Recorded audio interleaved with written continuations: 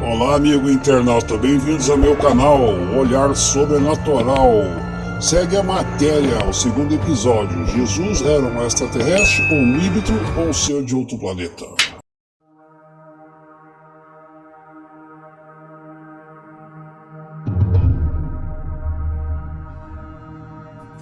O vídeo de hoje fala sobre extraterrestres, um tema muito discutido principalmente nas redes sociais.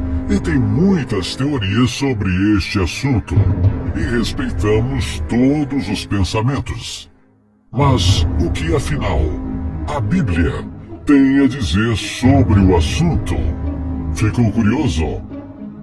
Extraterrestres, existe ou não, segundo a Bíblia? Mas antes pedimos seu apoio ao nosso canal se inscrevendo e aperte o sino, faça o seu comentário e dê a sua opinião sobre este assunto de hoje. Vamos às respostas? Segundo a Bíblia, a divindade.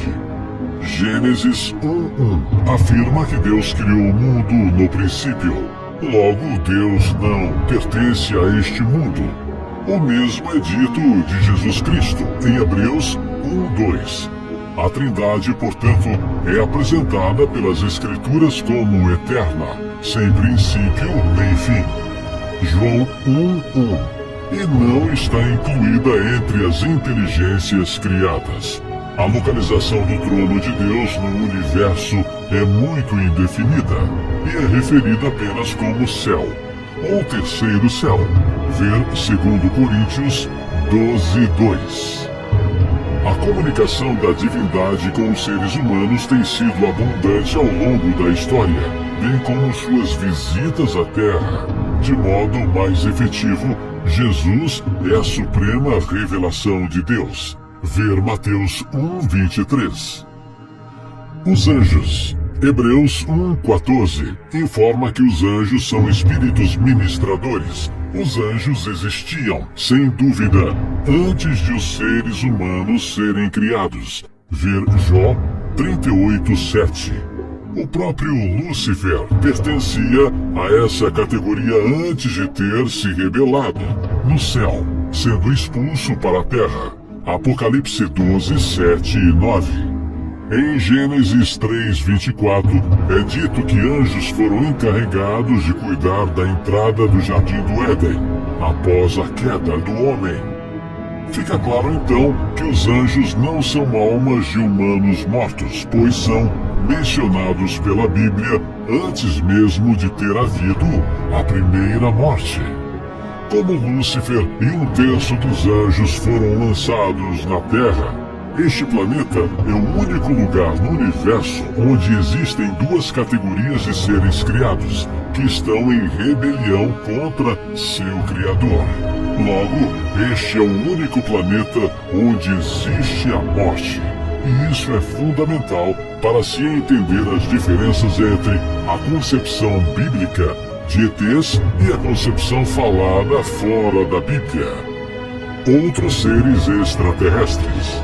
Além da divindade e dos anjos, a Bíblia ainda menciona outros seres que não pertencem ao nosso planeta.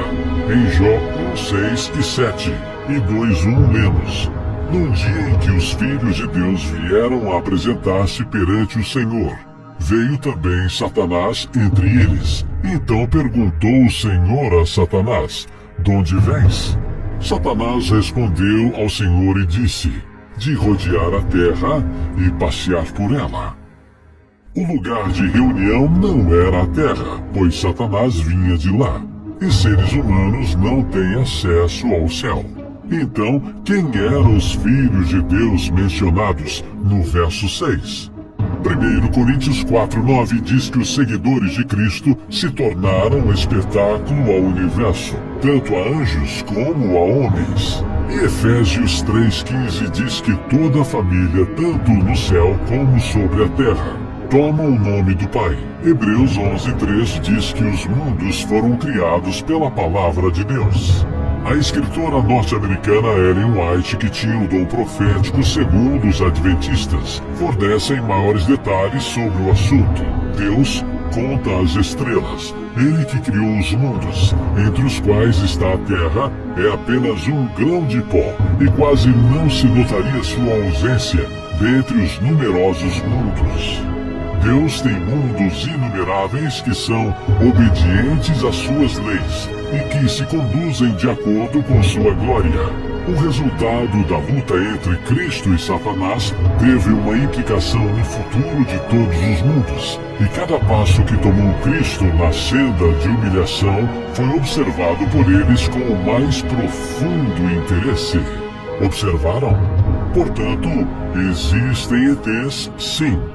Mas do ponto de vista bíblico, não podemos considerar os ditos OVNIs como provenientes de inteligências extraterrestres, por várias razões. Os extraterrestres bíblicos possuem meios de transporte muito mais eficientes e avançados que os discos voadores. Verem Daniel 9, 20 e 23. Estando eu ainda falando e orando e confessando o meu pecado, e o pecado do meu povo Israel, e lançando a minha súplica perante a face do Senhor meu Deus, pelo monte santo do meu Pai. Estando eu, digo ainda falando na oração, o homem Gabriel que eu tinha visto na minha visão ao princípio, veio voando rapidamente e tocou-me a hora do sacrifício da tarde. Ele me instruiu e falou comigo dizendo, Daniel, agora sai, para fazer-te entender o sentido. No princípio das tuas súplicas saiu a ordem e eu vim para te declarar, porque és muito amado. Considera, pois, a palavra e entende a visão. Foi realmente muito rápido. Outra razão. O pecado não alcançou outros mundos, logo a morte, a destruição, as violações, os sequestros, as crueldades e as conquistas atribuídas aos ETs não combinam com a descrição bíblica dos anjos e outros seres perfeitos. O lado mais bonito disso tudo é saber que a ovelha perdida da parábola de Mateus 18:12 também pode representar nosso mundo perdido. Se Deus foi capaz de deixar tudo para vir morrer neste que é um dos menores planetas, um grão de pó, como escreveu a escritora Ellen White, isso deixa claro o quanto Ele nos ama. Portanto, não estamos sozinhos no universo. Isso é claro. Inscreva-se em nosso canal, aperte o sininho.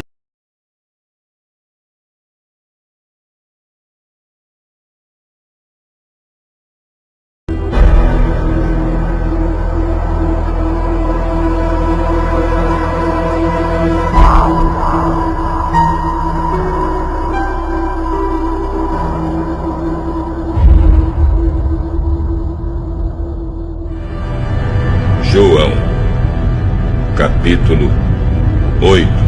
Jesus disse outra vez: vocês são daqui de baixo, e eu sou lá de cima. Vocês são deste mundo, mas eu não sou deste mundo.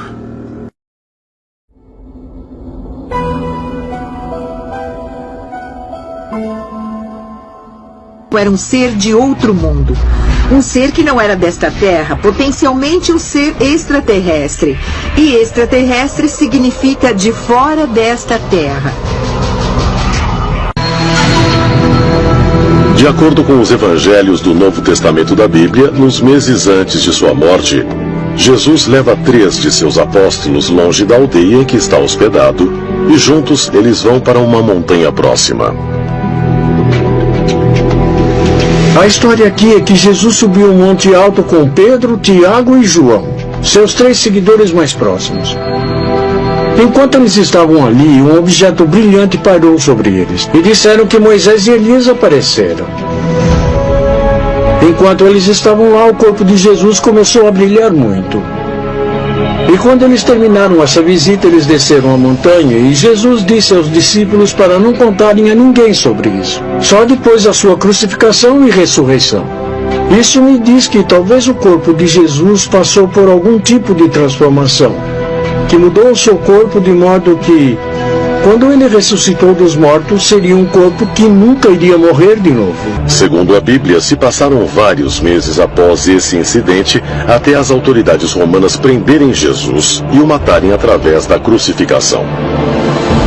Sabemos que após a crucificação na sexta-feira à noite, ele é colocado em uma tumba.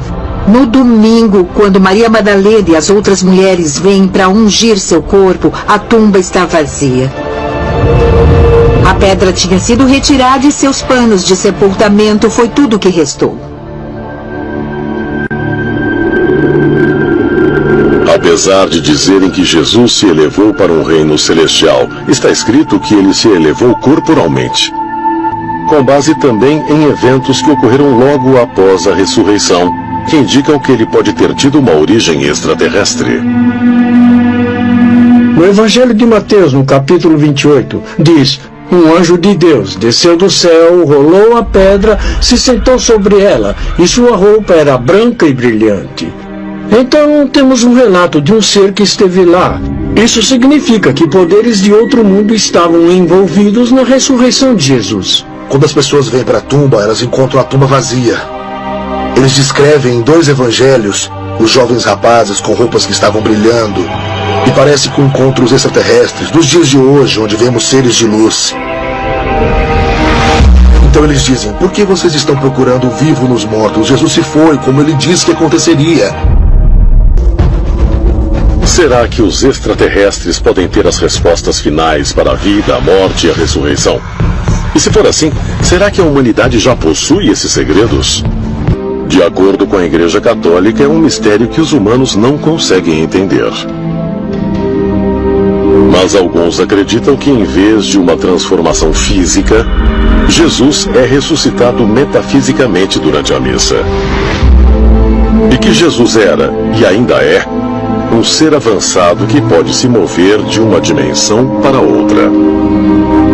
Como prova, eles citam o que Jesus disse aos seus seguidores sobre o poder de se reunirem em grupos para invocar o seu nome. Cristo disse: onde 2 ou mais estiverem reunidos em meu nome, eu estarei lá também. Milhões de pessoas no mundo todo acreditam que nós fomos visitados no passado por seres extraterrestres. E se fosse verdade? Será que alienígenas antigos ajudaram a moldar nossa história? Será que extraterrestres mandaram o dilúvio para limpar a Terra de erros genéticos? E para que Noé fosse o pai de uma nova versão da humanidade? Segundo antigos relatos, o mundo em que os descendentes de Noé nasceram era muito diferente do que aquele que existia antes do dilúvio, quando dizem que deuses, gigantes, fadas e outras criaturas partilhavam o planeta com os humanos. E a história diz que quando Noé nasceu, era um bebê extraordinário, de estranha constituição e que podia iluminar o ambiente com os olhos. Interessante é que o pai de Noé, Lame, questiona se Noé é mesmo o filho dele ou não. Mas a dúvida dele se instala por causa da história dos anjos caídos, que desceram para transar com mulheres humanas. Lame questiona a esposa, Batenosh: esse menino é meu ou é deles? O aspecto de Noé é descrito como muito estranho. Diziam que os olhos dele brilhavam como raios de luz e a pele dele brilhava também.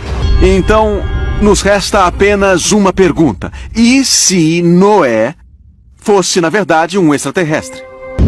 O dilúvio parece servir de ponto de demarcação.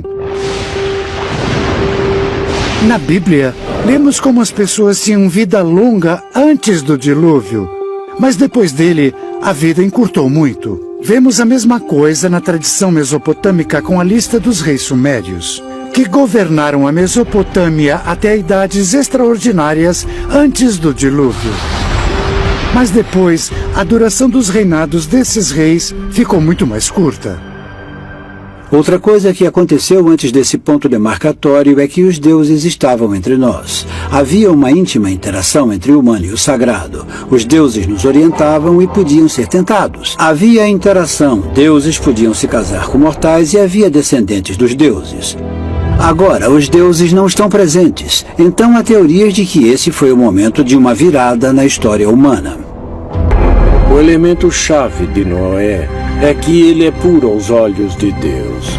E a família dele também. E essa pureza parece ser genética, embora para nós pareça espiritual. Para exterminar o resto da humanidade, o que ele exterminou foi a dimensão extraterrestre da humanidade, que aconteceu através da poluição da genética humana.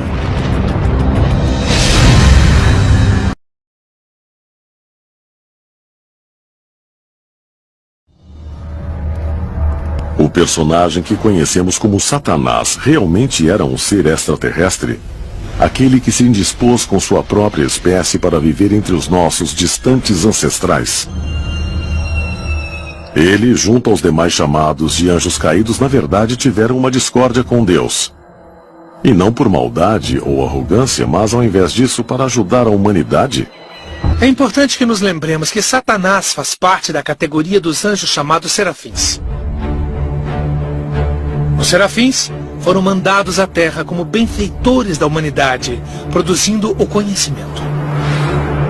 As igrejas criaram esse monstro maligno de Satanás, talvez até mesmo do nada, quando na realidade a missão inteira de Satanás estava trazendo conhecimento e sabedoria à humanidade.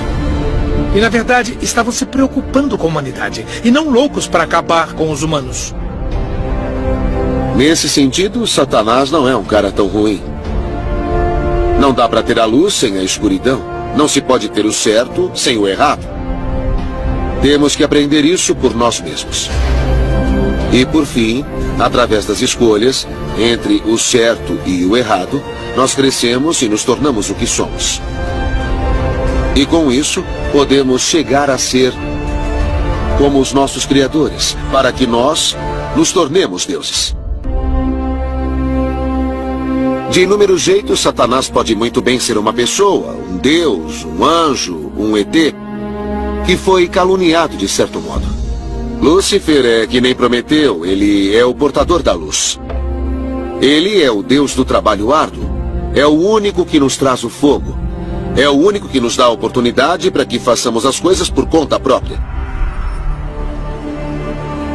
Se o personagem bíblico de Satanás realmente for baseado em um ser extraterrestre, aquele que roubou a tecnologia de seus mestres para poder beneficiar o homem primitivo, então por que será que agora ele é injuriado como uma criatura do mal consumado? A maioria dos cristãos acreditam que os demônios são encarnações do mal dos outros anjos que seguiram Lúcifer em sua rebelião contra o Deus onipotente.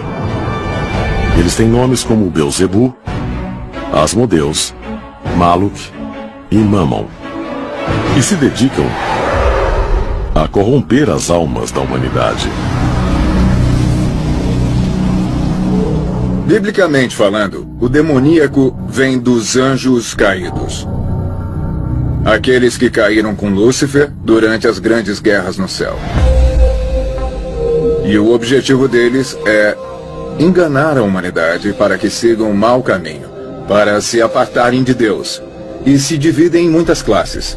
Eles têm as ocupações mais básicas lá de baixo e seguem por toda a extensão até o estrategista, que está governando nos bastidores os assuntos da humanidade. Essencialmente, dá para imaginar uma estrutura militar, com os generais, oficiais, agentes particulares, a 9 níveis, que são anjos caídos de várias posições, os de baixo servindo os de cima e, por fim, obedecendo Satanás. Em muitas tradições religiosas, há ritos sagrados para exorcizar os demônios dos corpos dos aflitos.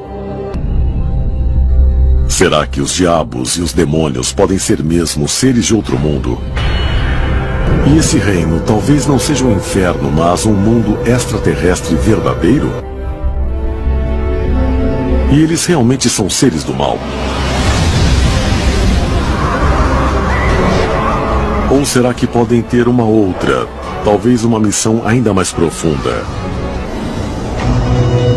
A Bíblia fala sobre uma raça de répteis, os serafins. Eles são mencionados no livro de Isaías. Alguns interpretam como seres de fogo, mas o entendimento correto é réptil. Nós sempre tivemos conhecimento sobre os répteis. Alguns são bons, outros ruins.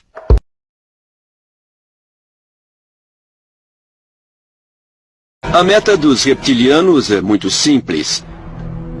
Eles estão procurando dominar a vida na Terra. Já há milhares de anos, ou muito mais, infiltrando-se cada vez mais na sociedade humana para copiarem a imagem do ser humano. Para centralizar o poder nas mãos daqueles que representam o seu interesse, de forma que eles possam governar de um ponto central. Será que o fato dos répteis parecerem e terem um aspecto hostil significa que eles querem nos dominar ou então nos exterminar? Eu não sei. Nós podemos olhar pela perspectiva de que somos como gado. Os reptilianos não têm a menor intenção de nos dizimar, mas em certos aspectos somos úteis para eles da mesma forma que uma vaca é útil para o fazendeiro. As histórias que existem sobre entidades reptilianas que vivem embaixo da terra são muitas para que sejam descartadas. Em toda a história, sempre ouvimos falar de seres metade humanos, metade répteis. Será que isso pode ser mais do que mera fantasia? E se for, será que eles podem ser visitantes de outro planeta? E você fica se perguntando se não existe alguma verdade nas histórias de intervenção de répteis no planeta Terra.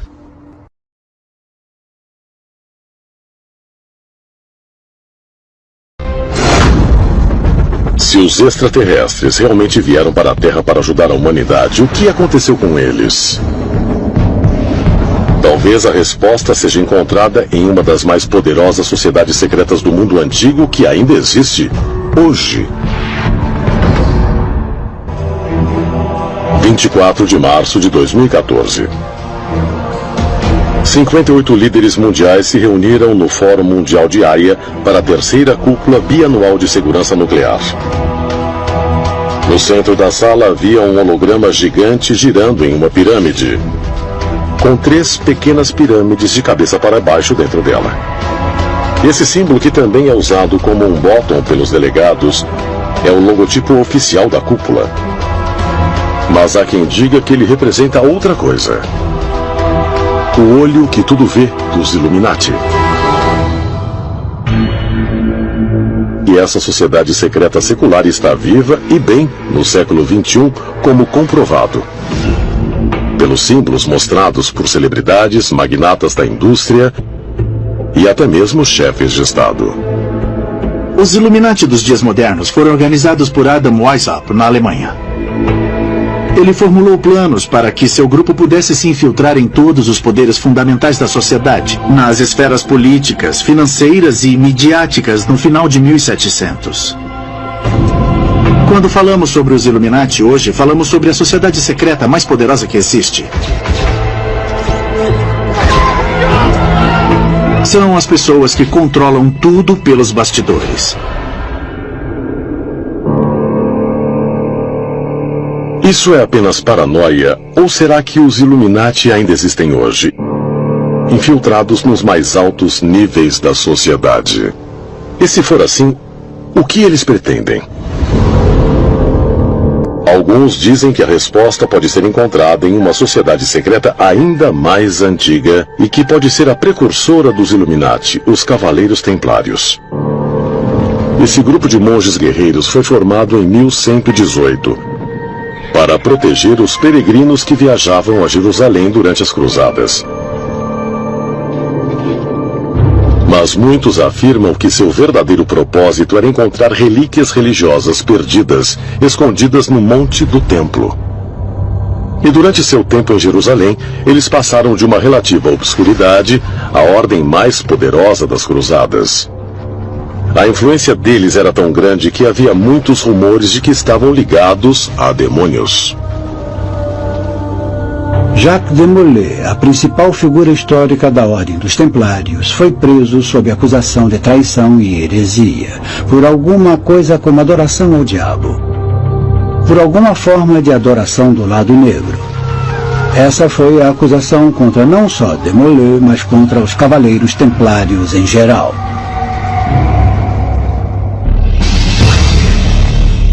Será possível que os Cavaleiros Templários realmente estivessem em contato com entidades sobrenaturais que encontraram no Monte do Templo? E se foi assim, o que eram esses supostos demônios? Aprendemos que esses Shedim, os demônios, de muitos modos são como humanos, e de muitos modos são como anjos. Alguns são do mal, muitos são bons. Existem rumores de que os Cavaleiros Templários se esforçaram para se comunicar com essas entidades espirituais. Esse conceito de demônios é muito diferente do modo como pensamos em demônios hoje. Basicamente, um demônio era um ser de outro mundo. Um ser que não era desta terra, potencialmente um ser extraterrestre. E extraterrestre significa de fora desta terra.